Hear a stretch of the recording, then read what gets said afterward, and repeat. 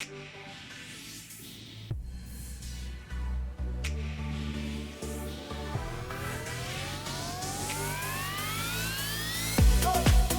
allons reprendre juste ici l'Aftertech qui fait directement suite à notre live de la Védothèque. Pour YouTube, il y a eu quelques jours de décalage, mais nous, c'est la même soirée. Nous sommes lundi soir en live sur Twitch. Vous avez le droit de nous rejoindre si vous en avez envie. N'hésitez pas. Bon bah voilà, c'était un épisode un peu plus court malheureusement, mais si vous avez envie de discutailler, des enfants de la baleine, si vous avez envie de discutailler de moult choses, je suis tout oui. On peut parler des mangas précédents, on peut parler de peut-être d'autres recommandations. Est-ce que vous voulez découvrir d'autres choses? Moi j'ai Atome, j'en profite parce que je pourrais le caler dans une VOD. Atome, suite à la première Védothèque sur les vacances de Jésus des Bouddhas, s'est procuré les 4 premiers tomes. À l'heure où je vous parle, il en a lu 2. Il m'avait déjà dit qu'il avait adoré le premier. Il l'a confirmé juste avant qu'il avait kiffé le deuxième également. Et ben moi, ça me fait plaisir. C'est-à-dire que j'ai déjà réussi à convaincre... enfin, pas à convaincre, mais à pousser à une nouvelle lecture sur quelque chose qui aurait été pas connu, qui aurait été... il aurait peut-être juste jamais découvert. Moi, ça me fait plaisir. Et si ça lui plaît, ça me fait encore plus plaisir. Il a vraiment une ambiance Ghibli poétique. Tu l'as trop bien vendu et j'ai hâte de le lire. Il est très poétique, notamment dans le chara-design. Les personnages sont très légers. Tout le style est très léger et pourtant très détaillé. Et ça colle avec l'environnement. Et comme tu le disais, on retrouve des ambiances Nausicaa, on va retrouver du trait très fin de Miyazaki. Et ses œuvres sont beaucoup comparées au studio Ghibli. Enfin, Les Enfants de la Baleine est très comparé sur le dessin au studio Ghibli. Et je comprends très bien ton ressenti là-dessus. Ça fait l'effet à beaucoup de monde. Et je trouve qu'il est très beau. meilleure décision de sa vie. Félicitations à Tom. Merci, je ne le regrette pas. Véron qui a également commandé les 3 premiers tomes. C'est giga cool. Bah, j'espère que ça te plaira aussi beaucoup, Vererung. Bah, en tout cas, si je t'ai donné envie de le lire, c'est déjà pas mal. Voilà, moi j'ai mon fournisseur privé, comme on dit. Moi j'ai mon petit fournisseur privé, du coup je peux aller en consommer quand je veux du manga. Et comme dit ça à la base, quand je suis arrivé à la librairie, c'était leur coup de cœur. Ils m'ont dit, c'est un manga, il est pas très connu, nous on le kiffe vraiment, il est très beau, je te conseille de le lire. Bah, j'ai suivi leurs conseils et voilà où on en est aujourd'hui. Donc comme quoi, c'est toujours bien de suivre les conseils des autres. Et à mon tour, je me suis dit que c'était à moi de le conseiller, ce manga, de la même manière qu'on me l'a conseillé, histoire que d'autres gens le découvrent.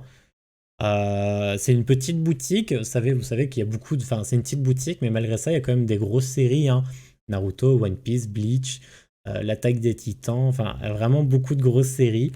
Et sachez que pendant très longtemps, avec nos conseils, on a réussi à faire de ce manga à la boutique le manga le plus vendu de la boutique. Alors bien évidemment, plus on avance dans les tomes, plus la courbe baisse, mais ça dépend toujours des gens. Mais le tome numéro 1 est le manga le plus vendu au Camphrier. Sauf si depuis ça a changé, mais en tout cas à l'époque quand j'y étais, c'était le manga le plus vendu. Et on était assez content de savoir que les gens nous faisaient confiance pour poursuivre une série qu'on leur avait commandée. Et des fois, venue de nulle part, genre juste on leur disait, vous connaissez ça? Bah c'est trop bien, vraiment, on vous conseille de le lire. Et de la même manière que je vous fais une Védothèque, et bah on leur conseillait directement sur place. C'est vrai que c'était une ambiance, hein. C'était un métier, c'est un métier où on peut passer 1 à 2 heures avec un seul client à le conseiller sur des œuvres encore et encore. Et plus on le conseille, plus c'est terrible pour le client parce qu'il a envie d'en lire de plus en plus et il sait combien de sous il a et il sait qu'il va pas pouvoir tout prendre et il sait qu'il va devoir faire des choix. Mais on peut recommander des gens des heures et des heures sur les mangas qui peuvent les intéresser. Ça c'est un truc formidable. Donc voilà. Donc n'hésitez pas, si comme d'habitude vous avez des questions, si vous voulez découvrir d'autres petites choses en parallèle, si vous avez des retours à faire. Moi ça me plaît que vous me fassiez des retours sur les mangas que je vous ai conseillés. Il y avait eu plein d'autres séries. Et puis si c'est très court, qu'il n'y a pas de réaction, bah sachez qu'on mettra ça peut-être pas sur YouTube, ou alors qu'on fera un edit. On fera un edit à la fin de la vidéothèque. On fera une arnaque. Ça te manque pas de travailler en boutique et de parler de ça tous les jours? Ça me manque, ouais. Ça me manque. Mais comme c'est une petite boutique, bah forcément les coûts, il y a des coûts élevés. C'est-à-dire qu'ils ont, enfin, il y a le loyer à payer, hein, il y a le local et les factures engendrées qui sont à payer. Le marché du livre est un marché réglementé. Par exemple, là, c'est un peu dur à vous le montrer, mais il y a un code barre. Et en fait, les livres, le prix des livres n'est pas libre.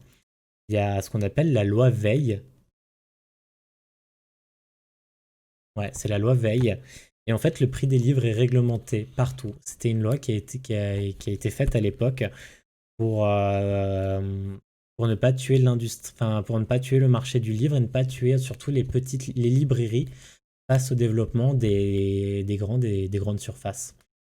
Donc Fnac, pareil qu'un Auchan aussi, hein, ou qu'un Cora, qui ont des espaces librairies qui commandent en gros stock et qui peuvent avoir des meilleurs pourcentages de réduction à l'achat. Parce que vous le savez, plus on achète en masse, plus le grossiste est prêt à vous faire un prix. Sauf qu'une librairie, bah, c'est très petit, généralement. Donc, pour éviter que le marché du livre ne s'effondre pour les libraires, il y a cette loi qui a été mise en place pour réglementer le prix du livre. Donc, tous les livres, par exemple, où que vous alliez en France, Les Enfants de la Baleine coûtera le même prix partout. La seule marge de manœuvre qui est autorisée, c'est 5%. 5% de réduction sur un livre. Pour éviter justement que les commerces ne fassent des prix trop bas. Voilà. Donc, tous les livres en France sont réglementés de cette manière quand ils sont neufs. Et ça permet aux librairies de vivre et surtout de survivre. Parce que du coup, bah, il faut acheter les livres et comme le prix est réglementé, ta marge est fixe. Tu ne peux pas te dire je vais essayer de générer une plus grosse marge. Ta marge est fixe et quand tu as des salariés, et bah, tu as des charges patronales qui viennent s'ajouter à ça et ça chiffre très vite. Donc il faut arriver à des montants de vente bah, suffisants. Et, et ça a toujours été de manière assez délicat. Bah, ils sont actuellement deux. Je sais que les patrons, pendant très longtemps, ne se sont pas payés parce que sinon la librairie allait couler. Ils essayaient de profiter le plus longtemps possible de leurs droits. Ils ont réussi à prendre une personne qu'ils connaissaient depuis très longtemps. Donc à ce niveau, moi je n'avais pas ma place de toute façon, hein. C'était une personne qui était là-bas enfin qui connaissait depuis très longtemps. Et donc du coup ils ont déjà un employé et donc je pense pas qu'ils aient les moyens d'en faire plus, surtout en période de Covid actuellement, ça a dû les mettre beaucoup à mal. D'où le fait qu'ils aient développé la boutique en ligne. Donc je pense que ça leur a permis de survivre quand même à certaines parties du confinement. Et bah si, ça me manque forcément. J'aimerais bien retourner dans une librairie comme ça. Malheureusement, bah, c'est la seule à Strasbourg. Et si on va aller dans une autre librairie, il faut aller quand même vachement plus loin. Et le but n'étant pas de faire concurrence, je n'en ouvrirai pas une de mon côté, quoi. Une boutique en ligne, ça doit être vachement bien pour eux, en effet. Ouais, je pense que ça les a beaucoup aidés. Il y avait eu une aide, en plus pendant le confinement, où ils pouvaient proposer les frais de livraison à 1 € seulement. Et ça, je pense que ça les a beaucoup aidés parce que les livres, ça pèse lourd. Et vous savez très bien que quand un colis est lourd, eh bien, il coûte cher. Et il y avait des aides gouvernementales qui leur avaient permis pendant un moment de proposer ça à 1 €. Ça a beaucoup aidé, mais je crois que ça a pris fin. Mais ils font toujours la boutique en ligne. Enfin, ils ont toujours le service de livraison, sauf que là, cette fois, vous allez payer plein pot le frais de livraison. Et si vous êtes pas trop loin de Strasbourg, que un jour vous avez moyen de vous déplacer, eh bien, ils livrent partout. À ma connaissance, ils livrent partout. À ma connaissance, ce n'est pas restreint. Cherchez ça. Coucou depuis mon ordi, coucou Anaël. Normalement, il livre partout. On va vérifier ça tout de suite.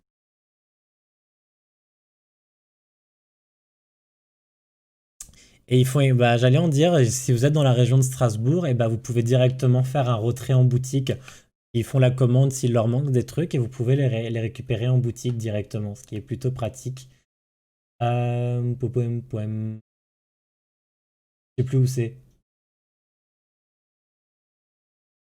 Rayon, voilà. Manga. On va faire un test.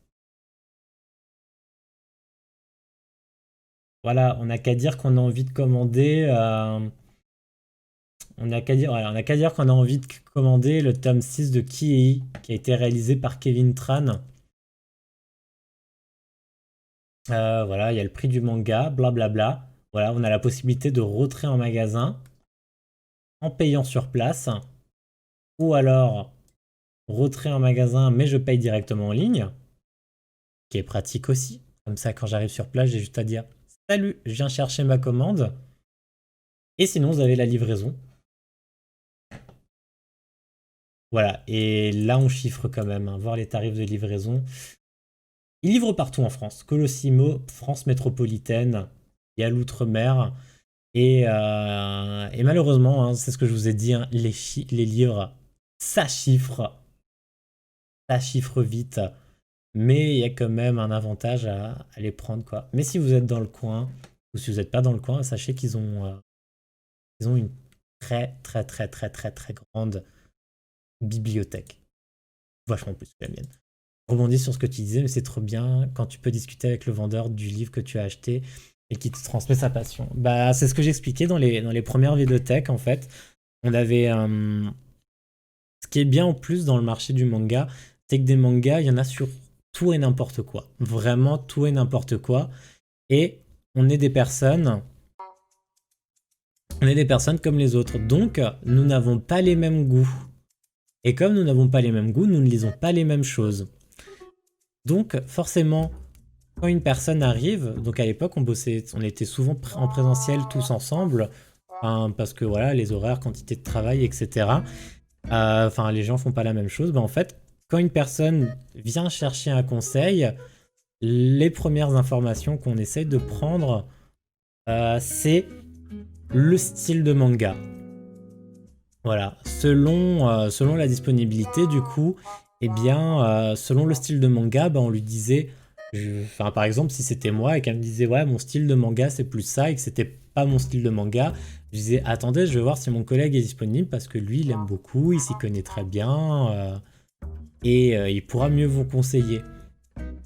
Donc après, tu la renvoies vers une personne qui va être encore plus passionnée que je ne le suis dans le domaine, et c'était une de nos forces dans la boutique parce qu'on avait tous chacun vraiment un style, donc on était très polyvalent pour conseiller des gens. Et la meilleure technique après, c'était de rester pas loin, d'entendre ce que conseillait l'autre, les arguments sur le manga, etc. Ce qui lui plaisait, ce qui plaisait pas, mais surtout quelles sont les choses qui peuvent plaire à la personne, ce qui permettait moi aussi plus tard de pouvoir conseiller le manga sans avoir besoin de sa présence, histoire de ne pas le déranger, ou s'il est avec un autre client, et finalement moi aussi d'étendre ma connaissance sur les sujets. C'est toujours mieux de soutenir des vendeurs passionnés et leurs affaires que des grosses multis comme la Fnac, même si les vendeurs peuvent avoir de la passion. Je ne doute pas que certains vendeurs à la Fnac peuvent être passionnés par le rayon qu'ils occupent. La Fnac développe même de plus en plus son rayon manga, mais je pense juste parce qu'ils ont vu une opportunité financière et que parmi toutes les Fnac de France, il y en a peut-être 5 mecs qui gèrent le rayon qui sont giga fans de manga. Il y a sûrement plus de fans de comics. Ouais, ça peut changer, hein. Mais effectivement, là, dans la boutique, la boutique par exemple a plus de références que la Fnac. C'est-à-dire que, par exemple, moi, j'ai pas un style, je suis pas un grand fan d'histoire. J'aime bien l'histoire, mais je suis très nul en dates, ce genre de conneries. J'oublie souvent des choses. J'avais un de mes collègues, lui, il aimait trop. Il lisait le manga, il lisait La Reine d'Égypte, il lisait, je sais plus comment elle s'appelle. Il y avait d'autres mangas sur l'histoire, et il y avait, en l'occurrence, Arte. Et il en connaissait plein, il en connaissait pas mal. Et en fait, c'était surprenant pour certaines personnes parce que bah, souvent, quand on avait des parents sceptiques un peu sur le manga, bah, on essayait de leur montrer la diversité qui existait. Que c'est pas bête et idiot, c'est pas de la baston. Enfin, qu'il y a vraiment des histoires, qu'il y a vraiment un sens et qu'ils peuvent apprendre. Et donc du coup, quand on présente aux parents ce genre de manga, et ben ils sont bluffés et ils se disent ah tiens je vais tenter. Ou alors il y en a aussi des parents un peu plus ouverts qui lisent de tout, mais vraiment on leur fait comprendre que du manga, enfin c'est comme dans n'importe quel livre, comme n'importe quel comics ou n'importe quel roman, ça dépend juste lequel t'achètes. Ça dépend juste lequel t'achètes. Et il y a une chose qui m'a rendu très heureuse, très heureux quand j'ai pu bosser là-bas. J'ai découvert qu'ils bossaient de plus en plus avec des CDI de collège, des médiathèques, ce genre de choses. Mais notamment des CDI scolaires, parce que bah, les CDI cherchent un peu à être attractifs auprès des élèves, des collégiens ou des lycéens. Et en l'occurrence, le collège où j'étais, et bah maintenant ils bossent avec eux, ils achètent la race de manga. Et moi, quand j'allais au CDI à l'époque, il n'y en avait pas. Je devais lire des vrais livres avec pas d'image. Non, je déconne, mais aujourd'hui, ils ont des personnes extrêmement passionnées pour les conseiller. Et moi, ça me rend ultra heureux de me dire que il y a tous ces collégiens qui peuvent aller dans leur CDI et lire des livres trop cool, découvrir des mangas parce que bah on fait une séance d'information avec les documentalistes, les professeurs documentalistes, on leur présente les mangas, eux ensuite ils font leur liste, ils disent celui-là il me plaît, celui-là il me plaît pas, celui-là il me plaît, je le commande, je veux celui-là, je veux un tel. Et finalement, en fait, on convainc la professeure documentaliste avant de convaincre les élèves, parce que les élèves, c'est à elle de la convaincre finalement. Mais elle a un petit pouvoir d'attraction sur le fait que, hey, j'ai des mangas, vous voulez que je continue d'en acheter ou pas? Et je trouve ça super cool, parce que bah, de l'autre côté, elle peut les attirer sur les mangas, mais elle peut les attirer sur plein de choses. Vu que je vous ai dit, il y a des mangas sur l'histoire, il y a des mangas sur la mythologie, il y a même Tom Sawyer en manga, quoi, il a été adapté. La plupart des Les Misérables ont été adaptés. Enfin, il y a même plein de romans qui sont adaptés et c'est peut-être des formats de lecture qui peuvent correspondre mieux à certains élèves qui auraient été rébutés que si tu leur mets un roman dans les mains, tu vois. Et je trouve ça super cool. Ça réouvre l'accès à la culture qui avait un côté vieillissant, un petit côté élitiste en plus de ça, qui me dérangeait beaucoup. Ce côté où si tu lis, t'es cucu, t'es un riche, t'es un bourge, ce genre de conneries. Pour moi, c'est totalement compatible de lire des livres, de jouer à des jeux vidéo, de s'instruire, enfin de faire tout ce genre de choses en même temps. Donc, donc c'est bien, ça remet des choses au goût du jour. Et, et comme les mangaka japonais sont assez fans des choses françaises, eh bien, il s'accorde beaucoup aussi à la littérature française. Donc, je vous ai parlé des Misérables. Il me semble, si je ne dis pas de bêtises, il y a eu Les Fleurs du Mal, mais une autre adaptation. Mais c'est des choses qui peuvent attirer. On va lire un manga qui dit « Ah, Les Fleurs du Mal », mais ça s'appelle Les Fleurs du Mal parce que ça a été un ouvrage français. Bah du coup, ah, tiens, j'ai peut-être envie de lire l'ouvrage français. Ça fait du fil en aiguille. Et c'est très plaisant et je pense que ça peut réouvrir l'accès à une culture qui est un peu délaissée, qui est le monde du livre tout court, que ce soit même le manga, hein, qui a beaucoup de mal de l'autre côté par ces gens qui se disent élitistes, parce que c'est de la sous-culture, c'est que de la baston, c'est du dessin, c'est pour les enfants, alors que pas du tout. Pas du tout. Marie-Antoinette aussi, avec Madame Bovary. Ah oui, il y avait des livres, tu les avais jusque-là quand tu les lisais à l'époque. Mais voilà, aujourd'hui, les professeurs documentalistes sont un nouveau moyen de se développer et d'appâter, on va dire. Et c'est plutôt cool. Et là, je me dis que putain, j'aimerais bien retourner au collège, quoi. Ah, moi, je les veux, ces livres-là. Putain, je vais avoir des heures de... Où je vais pas en perdre, mais du coup, je vais au CDI. Bon, après, au collège, j'en avais pas beaucoup, mais... Mais voilà, c'était très cool. Et du coup, forcément, ces jeunes, quand ils sont un peu plus âgés, bah, ils peuvent se permettre d'aller à la boutique s'ils viennent sur Strasbourg, vu qu'on est à Strasbourg et qu'il y a l'université. Finalement, des fois, c'est des jeunes qu'on retrouve un peu plus tard, quoi. Mais ouais, il y a des bonnes surprises, ça se développe dans le bon sens et c'est plutôt cool à ce niveau. Et voilà, enfin, il y a tellement de mangas. Il y a des mangas gore, je peux pas les lire. Il y en avait un qui avait extrêmement fait parler de lui, il s'appelait Dead Tube. Moi, je l'ai pas lu, c'était pas mon style, mais il y en a plein qui aimaient ça. Et mais ça m'empêchait pas de le conseiller à ceux qui aimaient ce style. Voilà, c'est le côté positif d'un vendeur. C'est le côté positif de pas être juste être dans ce qui est ultra connu. Voilà, parce que bah c'est facile de connaître One Piece, facile de connaître Naruto, c'est facile de connaître Bleach, c'est facile de connaître Fairy Tail, même si maintenant c'est fini, Bleach aussi tu me diras. Mais ceux-là ils sont faciles à connaître, mais c'est les autres en fait que j'ai envie de faire découvrir. Moi quand j'ai découvert qu'il y avait un manga en plus de 40 tomes sur des 20, j'ai halluciné. Mais ça doit être trop cool. J'ai aucune appréhension dessus, hormis le fait que le vin ça m'intéresse pas trop, j'ai aucune appréhension dessus, mais le manga doit être ultra cool. J'ai vu, enfin, des fois je me suis laissé happer par des animés sur le tennis. J'ai aucune accroche avec le tennis à la base, j'en ai jamais fait, enfin si vite fait, mais voilà, mais on peut vraiment te faire accrocher avec tout et n'importe quoi. Il y a IQ qui avait super bien percé avec le volleyball, on va pas se mentir. C'est des matchs de volleyball quoi. Vous allez voir du volleyball vous quand il y en avait à l'école? Moi je connais pas de gens qui allaient voir les matchs de volleyball à l'école. Hein. C'est plein de trucs que je trouve extrêmement drôles. Ça... IQ ma vie. C'est plein de choses comme ça que je trouve assez drôles. Ça... Il y a plein de petites modes comme ça qui sont sorties. Bon, je dis pas que ça a rendu le volleyball populaire. Loin de là. Mais tu peux t'y prendre pour un truc, tu soupçonnais même pas que ça pouvait t'intéresser. À quel moment je me suis dit un jour dans ma vie, un manga où c'est des matchs de tennis et en fait le mec n'avait jamais fait de tennis dans sa vie mais il est trop fort en maths, du coup il calcule les angles, il analyse les plays de ses adversaires pour essayer de les avoir, de choper un angle trop ouf et il peut pas chercher la balle. Bah ouais, j'ai trop kiffé. J'ai trop kiffé, je savais pas que ça existait, bah j'ai trop kiffé.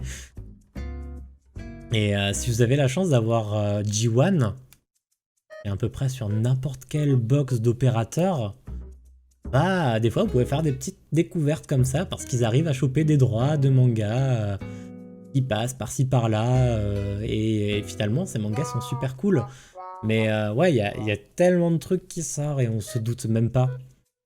On se doute même pas. Mais je conseillerais qu'à une personne fortunée, moi aujourd'hui par exemple, de se lancer dans One Piece.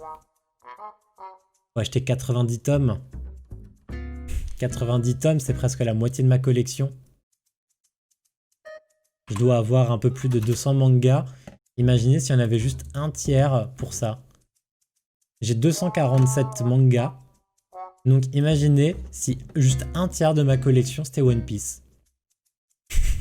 Juste un tiers de ma collection, ça pourrait être juste One Piece. Voilà, faut être un peu déter quoi. Faut être un peu déter pour se lancer dans un One Piece aujourd'hui. Je pourrais même vous dire combien ça coûte, hein, d'acheter les 90 tomes de One Piece actuellement. Manga One Piece. Le manga est à 6,90.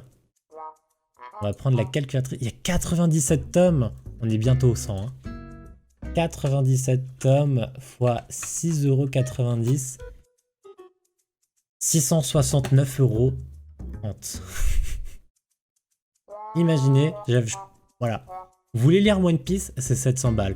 C'est vraiment pas ce que je vais vous conseiller. Je vous conseille vraiment des séries un petit peu plus courtes. Ça fait moins mal au cœur. Au portefeuille, pardon. Voilà, donc à Strasbourg, nous on a la chance d'avoir une librairie avec des vendeurs passionnés qui en étaient même pas à son coup d'essai. Hein, c'est les anciennes librairies dans... En fait, il y avait d'autres librairies à l'époque qui existaient sur Strasbourg Et en fait, c'était eux aussi, mais pour X et diverses raisons, bah, la librairie fermée, etc. Voilà. Mais ça, c'est la librairie. Enfin, cette librairie, pour l'instant, elle est bien partie pour tenir. Je crois qu'elle va fêter sa 5e année. Ouais, elle va fêter sa 5e année normalement. Donc, c'est plutôt positif. Ils arrivent à tenir avec le Covid, ce qui est plutôt pas mal. Voilà, voilà.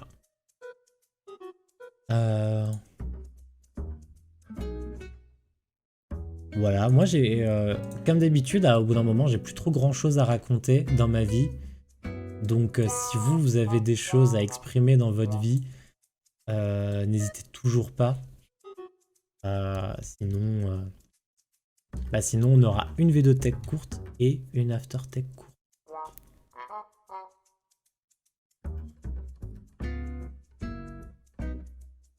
Voilà. Par contre, on n'a pas de manga sur Animal Crossing malgré la musique, mais on a des mangas sur des jeux vidéo. Si vous voulez un manga improbable, vous allez avoir du mal à y croire, mais le PSG édite un manga sur l'équipe du PSG. Bon, en tant que non-fan de foot, forcément ça me fait du mal, mais le PSG finance un manga sur eux-mêmes. Voilà. Trop dommage, ça aurait été trop bien un manga Animal Crossing. Ça pourrait être giga cool avec le nombre de personnages qu'il y a. Il y a un potentiel de ouf. Mais ça n'existe pas. Par contre, Professeur Layton, ça existe. Ça existait. On n'arrête pas le progrès. Ça existait, mais malheureusement, comme la série Professeur Layton, ça a été arrêté. Mais il les faisait sur le jeu, les mangas. Il y a qui encore un truc improbable? Le saviez-vous? Maître Gims est un grand fan de manga.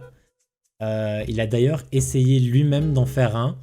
Et je sais pas s'il est encore en cours d'édition ou s'il l'a arrêté. Maître Gims manga. Devil's Relic. On va voir du coup.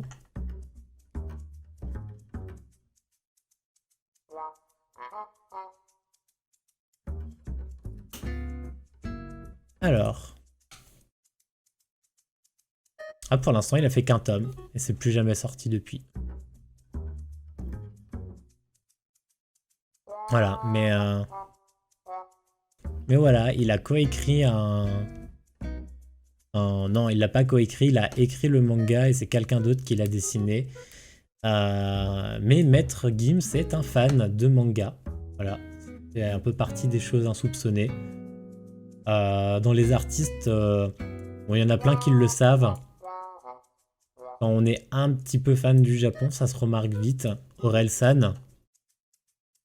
Orelsan a une bibliothèque assez impressionnante, mais bon, il gagne assez de sous pour se la payer. Son pseudo, enfin son nom d'artiste, il le dit lui-même dans une de ses chansons, je sais pas si c'est le dernier album ou l'avant-dernier maintenant, mais il le dit lui-même. Hein. Aurel, c'est pour son prénom, et San, c'est juste monsieur en japonais. Il a fait, et j'allais en venir, il a fait la voix dans One Punch Man, c'est lui qui double Saitama. Et j'avoue que je l'avais regardé en VO. Et j'ai quand même regardé quelques extraits en français pour me faire un kiff. Ou je sais plus si je l'avais regardé en français avec Luce ou si on l'avait regardé en VO. Mais non, mais il a le profil pour. Il a le profil pour totalement. C'était trop cool. Mais Maître Gims regarde la vidéo texte d'ailleurs. Bah écoute, Gims, si tu la regardes, bienvenue à toi. Sache que tes chansons sont plutôt sympas. Et qu'on s'enjaille bien dessus.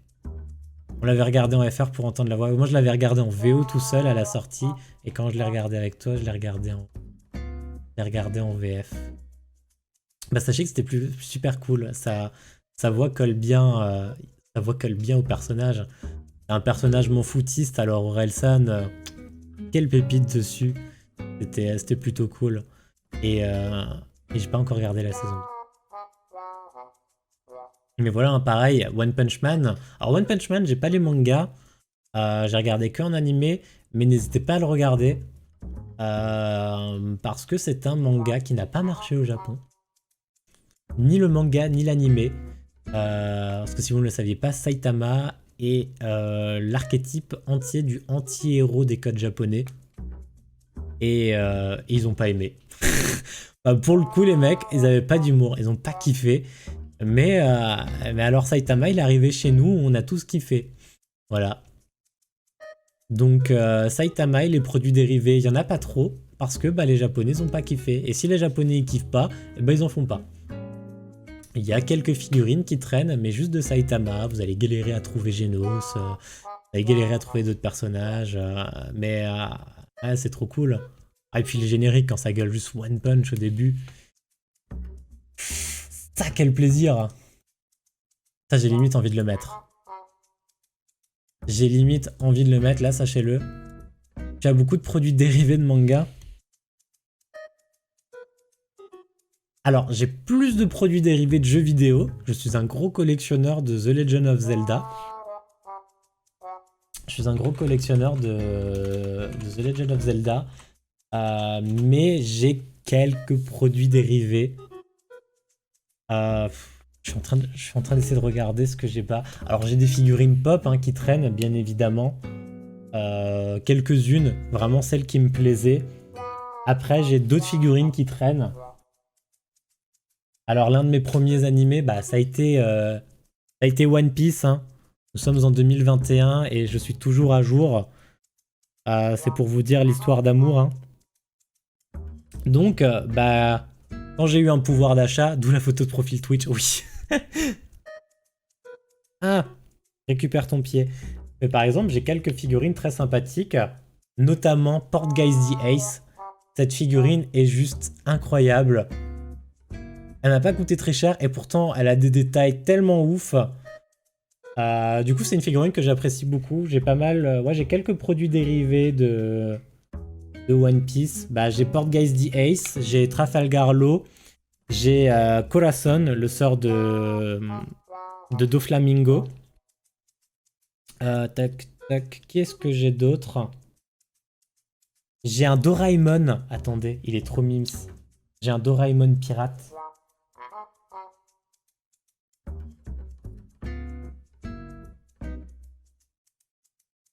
Je vais pas le mettre trop près parce que vous allez voir toute la poussière sur Doraemon. J'ai un petit Doraemon pirate. Alors, je n'ai jamais eu la chance de regarder les Doraemon en entier. On va pas se mentir, c'est pas vraiment nécessaire. Mais voici un Doraemon trop mimes. Voilà.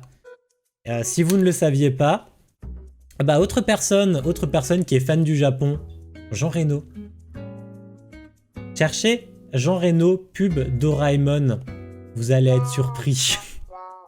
Jean Reno est extrêmement fan du Japon. Ça se voit dans quelques-uns de ses films, en l'occurrence. Ça se voit en l'occurrence dans certains de ses films. Et il a même fait de la pub là-bas. Et du coup, c'est un acteur assez populaire au Japon. Un acteur assez populaire au Japon parce qu'il y a toujours prêté un petit intérêt. Et voilà. Mais sinon, qu'est-ce que... Enfin... Non, après, non, j'ai des peluches Pokémon. Après, j'ai plein de mannequins Neko dans ma bibliothèque. Mais ça vient pas de série particulière, c'est juste des mannequins Neko parce que c'est vraiment trop mignon. Et après, non, j'ai pas spécialement de produits dérivés de manga, j'ai plus des produits dérivés de jeux vidéo. J'ai une étagère là, tout le long, j'ai une étagère Billy et il y a que du Zelda.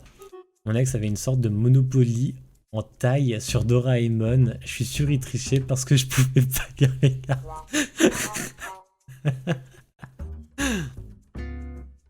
Il y a moyen, c'est possible.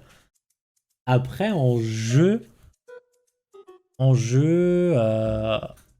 j'ai des jeux d'échecs et j'ai le Monopoly Zelda également, produit dérivé. J'ai des lampes Zelda, 3 lampes Zelda pour être précis, plus une sur la Switch.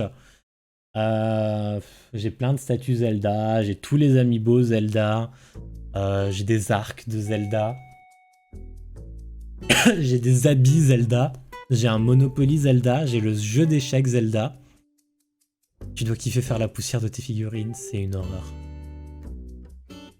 C'est une horreur, mais pas le choix, c'est une horreur. J'ai un jeu d'échecs Harry Potter aussi, mais plus rien à voir pour le coup.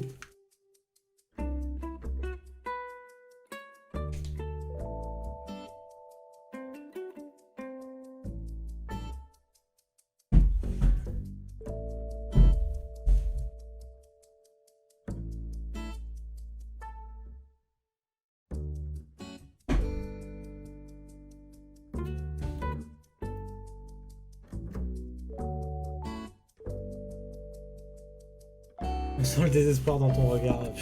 Des fois, je te cache pas, j'ai pas la foi de faire la poussière dessus. Alors là, c'est très délicat parce que bah, elles sont toutes rangées. Mais voici les pièces du jeu d'échecs Zelda. Elles sont giga belles.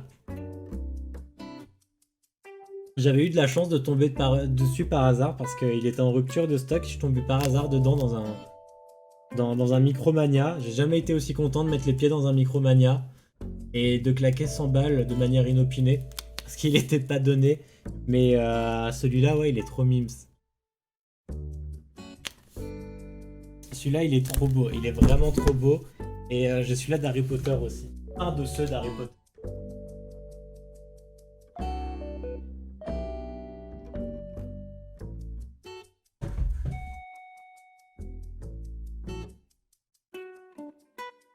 Parce que dans les jeux d'échecs Harry Potter, il en existe pas mal.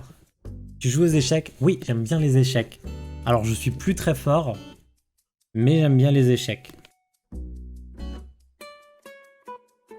Hein, les gens, la moitié du site de chess.com me défonce la gueule, mais j'aime bien les échecs.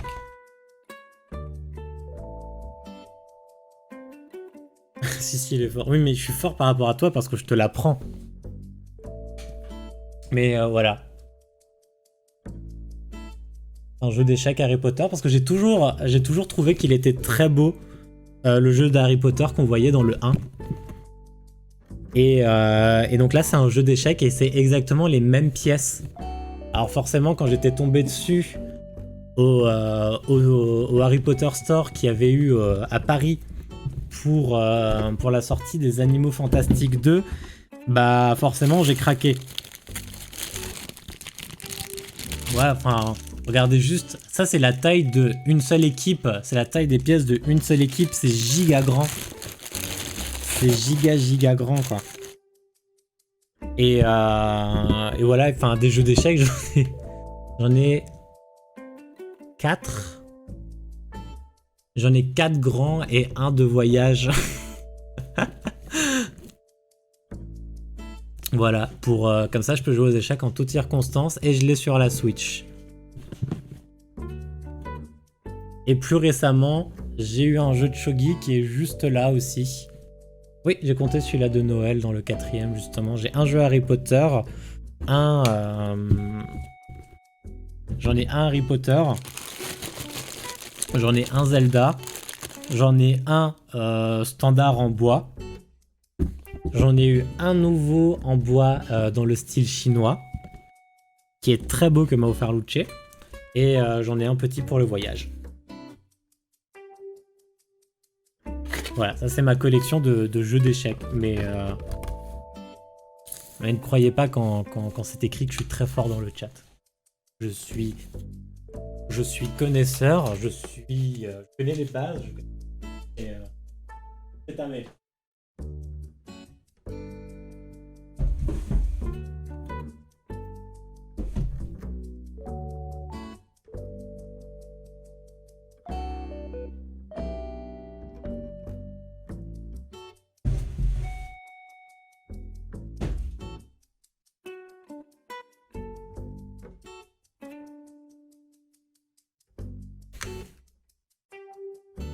Tu peux faire comme dans Queen Gambit et défier plein de personnes en même temps.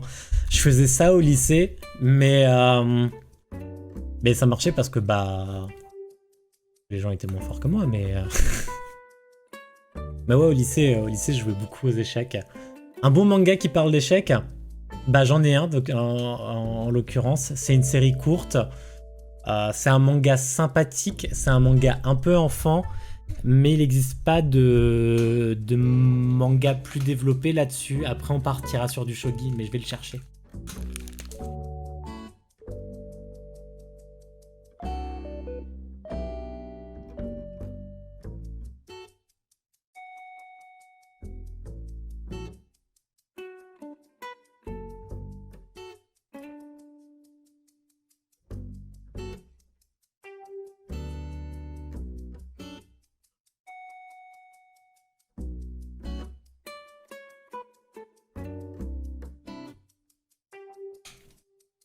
Alors, pour les fans d'échecs, comme moi, parce que c'est une des raisons qui fait que je l'ai acheté, hein. On va pas se mentir. C'est un manga qui s'appelle À l'assaut du roi. C'est une série courte en 4 tomes. Vous noterez que j'ai beaucoup de séries courtes en 4 tomes. et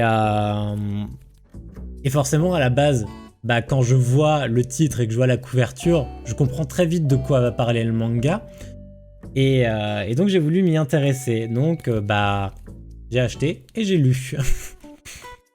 On rencontre un... Bah vous voyez, là vous avez à peu près nos 2 personnages principaux. Alors je me souviens plus de leur prénom. Alors nous avons Ipei et Ime. Voilà, le garçon s'appelle Ipei et la fille s'appelle Ime. Et on est sur un petit village pas trop loin de la ville au Japon. Et Ipei, c'est un petit dynamique. C'est un petit dynamique, il aime bien faire plein de choses. Ses passions, généralement, ça dure 4 jours. Après, il passe à autre chose. Et il aime bien sortir, il aime bien faire plein de choses. Il est très, très, très, très, très, très joueur. Et Ime, cette fille, arrive dans la classe. Et à la récréation, elle sort pas. Elle sort pas et elle parle pas à grand monde. Ime a une santé fragile, donc elle fait très attention à elle, donc elle ne peut pas sortir et prendre le risque de se blesser. Et bah, du coup, lui, ça l'intrigue. Ça doit être sympa d'aller au restaurant avec lui. Oui, mais tu sais, c'est un enfant, c'est normal, mais c'est un village, il n'y a pas spécialement de resto, c'est ok. Et donc elle arrive, et lui, donc il est intrigué, en mode, vas-y, elle sort pas, j'ai envie de savoir. Et il rentre quand c'est pendant la récréation pour voir ce qu'elle fait. Et il la voit avec le plateau. Et bah du coup, il lui demande ce que c'est parce qu'il en avait jamais vu et tout. Et elle lui explique que c'est des échecs. Donc les échecs, c'est un jeu plutôt occidental, donc de chez nous. Parce qu'au Japon, c'est plutôt du shogi. C'est le format le plus populaire. Donc elle explique ce que c'est les échecs. Et donc du coup, lui, il fait le lien avec le shogi. Et bah du coup, il veut apprendre, il veut jouer avec elle. Il a envie de jouer avec elle, donc il commence à apprendre les échecs. Donc du coup, il en parle avec sa famille et tout. Et dans sa famille, ils se disent juste, bah c'est une nouvelle lubie, quoi. Il va nous faire chier pour 4 jours, on va pas lui acheter un échiquier et des conneries comme ça. Donc du coup, au début, malheureusement, il est obligé de s'entraîner qu'avec Ime. Donc il trouve qu'il progresse pas trop. Et elle lui fait part de son rêve, c'est de devenir grand maître. Grand maître, c'est un titre que tu es parmi les meilleurs joueurs d'échecs. Généralement, c'est fait par pays, en fonction de ton classement. Donc il y a les lots, et ensuite tu as le classement des maîtres et des grands maîtres. Voilà, et donc elle lui fait part de ce que c'est un grand maître et tout. Et donc lui, il est un peu fasciné, ça le chauffe bien. Donc il s'éprend pour les échecs et quand sa famille se rend compte qu'on a un peu passé le stade de la lubie, bon bah ils se disent ok, tu vois. Parce que ça fait plusieurs jours, il est extrêmement concentré, extrêmement assidu, etc. Et Ime, cette fille à la santé fragile, doit malheureusement quitter la ville, quitter le village. Et plus que ça, elle doit quitter le pays, elle doit partir aux États-Unis pour son opération, pour avoir un traitement. Et donc Ipei est extrêmement déçu et leur seule promesse, c'est de se retrouver plus tard grâce aux échecs. Voilà. Donc je vais pas vous mentir, je pense que l'auteur aurait pu déployer plus l'histoire qu'elle est déployée. Mais au niveau des ventes, ça n'a pas suivi et que ça a dû se couper en 4 tomes. Mais c'est sympa. C'est sympa. On reste sur sa fin parce que, pour les raisons que j'ai citées, l'histoire coupe court. Mais je pense que c'est juste qu'au Japon, les échecs, ça les intéresse pas vraiment. Je pense que ça les intéresse pas vraiment. Ils sont plus intéressés par le shogi. Et ça, c'est un manga sur le shogi que je présenterai en entier dans une védothèque. Je vais vous dire très vite si je l'ai prévu dans l'événement.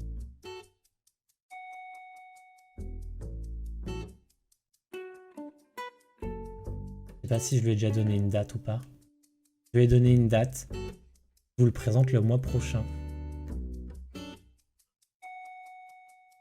C'est un manga que je vais vous présenter le mois prochain qui s'appelle Match Coming Like a Lion, dont l'histoire centrale porte sur les shogi, donc la variante japonaise des échecs. On va suivre ce jeune garçon qui s'appelle Rei et qui devient qui est joueur professionnel de shogi très jeune. Le manga est supervisé par des vrais joueurs professionnels de shogi. Alors c'est-à-dire que malgré qu'on n'y comprenne pas grand-chose, nous occidentaux, eh bien les coups qu'ils réalisent au shogi sont des vrais coups. Il y a des pages d'explications sur le shogi en entière qui sont extrêmement intéressantes et le manga est extrêmement beau. Il existe aussi en animé, il y a les 2 saisons sur Netflix qui portent le même nom et j'aimerais bien vous les montrer parce que les personnages sont vraiment mignons. Et j'aime beaucoup ce manga, donc comme dit, la thématique principale c'est le shogi. Mais plus que ça, c'est un étudiant qui a beaucoup de mal à sociabiliser et qui finalement a à peu près pour seul ami cette famille qui est juste ici. Voilà. Et il aime pas avoir cette impression de les importuner, etc. Donc on a la vie d'un jeune qui est lycéen, joueur professionnel, assez asocial. Donc vous vous doutez bien que dans votre vie quotidienne, ça doit être très compliqué. C'est un manga que je vais vous présenter, comme dit, le mois prochain en entier. Mais si vous avez déjà envie de commencer à le consulter, moi je vous le conseille. C'est un très bon manga. Même si vous ne comprenez rien au shogi, sachez que quand j'ai commencé à le lire, je ne comprenais rien au shogi. Je ne comprends pas potentiellement plus que ça au shogi. Mais grâce à ça, j'ai envie de m'intéresser au shogi. Ça, c'est une chose que je peux vous dire. J'y joue de temps en temps sur la Switch. Et Lucci m'a acheté un petit jeu de shogi. Donc là pour le coup on doit apprendre tous les deux à jouer au shogi sans les aides, etc. Parce que c'est vachement plus compliqué. Mais voilà, il a l'air très cool. Et il a un trait de dessin que j'aime beaucoup aussi. Hein, ça se voit. Il y a un jeu de shogi sur la Switch. Oui, dans 51 jeux mondiaux. Là. Sur ce jeu, t'as les échecs, t'as un mini shogi qui est ce qu'on fait aux enfants pour leur apprendre à jouer au shogi, et il y a le shogi normal. Mais du coup, comme t'as un mode assisté entre guillemets, en fait, tu peux plus facilement te rendre compte du détail du déplacement des pièces, etc. Donc, je vous promets que j'affectionne beaucoup ce jeu. Je vous promets que j'affectionne beaucoup ce jeu parce que on peut jouer aux échecs. Je peux jouer aux échecs, je peux jouer aux dames, je peux apprendre à jouer au shogi, bien que j'affectionne moins les dames, hein, mais je peux apprendre à jouer au shogi et je peux jouer aux échecs. Quand j'ai pas d'autres moyens de jouer aux échecs sous la main. Voilà. Mais non, ce jeu est très sympathique. Si vous avez une Switch, c'est très cool et du coup vous pouvez jouer à 2. Voilà, vous pouvez jouer à 2, donc c'est pratique aussi. Il y a des fléchettes, il y a du bowling, c'est un peu... vous retrouvez un peu de Wii Sport sans Wii Sport. Je donnerais cher pour qu'on ait un Switch Sport parce que j'ai envie de taper mes meilleurs matchs de ping-pong, je dis pas, mais voilà. Mais voilà, non, déjà ce jeu est très cool, vous avez des très bons jeux de société et si vous êtes à 2, Et vous pouvez vraiment faire des trop bons trucs à deux. La plupart des jeux de société se font encore à deux. À partir de 3 ou 4, malheureusement, il ne reste pas grand-chose. Malgré qu'il y ait plein de jeux qui se jouent à 3 ou 4, ça m'a surpris. Genre, ils n'ont pas codé le bowling pour plus de 2 personnes. Ils n'ont pas codé les fléchettes pour plus de 2 personnes. Mais sinon, enfin, si vous êtes deux, c'est parfait. Si vous êtes deux, c'est parfait. Vous avez des bons moments de détente. Vous avez plein de jeux de société différents. De temps en temps, vous voyez que Lucci, elle affectionne bien dans le chat. On s'amuse bien de temps en temps sur certains mini-jeux. Voilà. Donc, si vous l'avez, prenez-le. Hein. Vous avez la Switch, c'est un achat. Hein. C'est un achat à faire. Moi, je l'ai même acheté en démat. Comme ça, j'ai même pas besoin de me trimballer avec la cartouche. Parce que c'est un jeu qui pèse pas si lourd que ça. Voilà. Mais voilà, c'est en termes d'échecs. En termes d'échecs, il n'y a pas grand-chose parce que le shogi est plus présent au Japon. Donc, voilà, il n'y a pas de roman qui s'appelle The Queen's Gambit qui a été adapté en manga, malheureusement.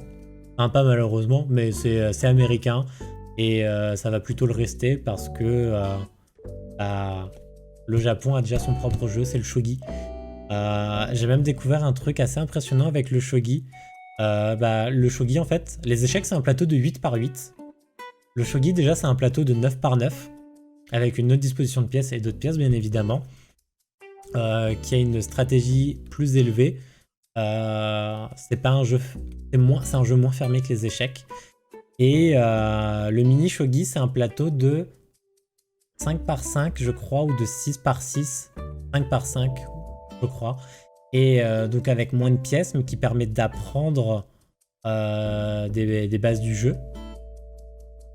Et j'ai appris plus récemment qu'il y avait l'existence de tournois, de plateaux de shogi géants. En fait, comme c'est un jeu qui est assimilé à la stratégie en guerre, et ben en fait, le plateau plus grand, c'est littéralement une armée. Vous avez, c'est littéralement comme si vous jouez une armée.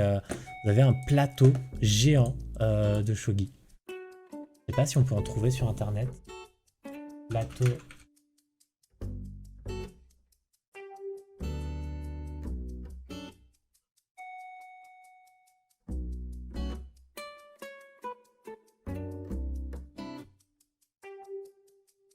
Oui. Regardez par exemple là on voit un duel. On voit un duel de shogi humain au Japon. C'est-à-dire que vous voyez les gens ont un drapeau. Là vous le voyez peut-être pas. Vous voyez les gens ont un drapeau accroché à eux. Et en fait ce drapeau ça indique quels pions ils sont. Donc forcément ça indique les déplacements qu'ils peuvent faire. Et donc du coup c'est... je sais pas comment ça se passe mais par exemple voilà ils ont leur pion ici. Il y a eu aussi un système de promotion un peu comme aux échecs. Mais voilà, sinon un plateau de shogi ça ressemble à ça. Vous voyez du 9 par 9 et une disposition des pièces qui est différente pour le coup. Et alors là ça se voit pas parce qu'ils sont pas écrits pareil, mais c'est les mêmes pièces, elles ont pas de couleur, c'est les mêmes pièces de part et d'autre parce que vous pouvez récupérer les pièces de vos adversaires et les jouer, ce qui est une très grande différence par rapport aux échecs. Voilà, mais c'est un jeu très très compliqué. Le vrai Mahjong aussi, c'est très compliqué. Je sais pas si vous avez... Je pense que si je vous dis Mahjong, vous avez tous vos idées en tête. Mais je pense que très peu savent ce qu'est le vrai shogi.